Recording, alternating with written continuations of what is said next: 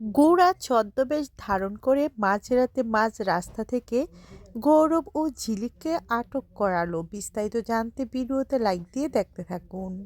বন্ধুরা, দুই শালিকের আগামী পর্বে আমরা সবাই দেখতে পারবো বাড়িতে ফেরার জন্য ঝিলিক ও গৌরব বের হয়ে যায়, কিন্তু রাস্তায় রাস্তায় অনেক জ্যাম পড়ে যায়। কোনোভাবেই যে তারা আসতে পারে না, অনেকটা লেট হওয়ার কারণে রাত হয়ে যায়।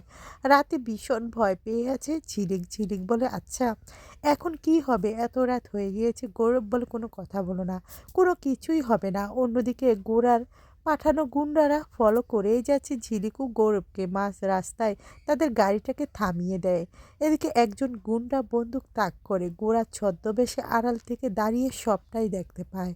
গোরা কি বলছে না বলছে সমস্ত কিছু প্রিয়ারকে শুনতে থাকে ফোনে। ফোনে বলে দেয় যাতে করে কোনোভাবেই আখিকে না ছাড়া হয়, কিন্তু তারা তো বুঝতে পারছে না এটা হলো ঝিলিক, আখি নয়। সেই সত্যিটা জানার জন্যই ঝিলিককে কিডন্যাপ করা হয়। এবার যদি এমনটা ঘটে আপনাদের দেখতে ঠিক কেমন লাগবে কমেন্ট করে জানিয়ে দিন। ধন্যবাদ সবাইকে।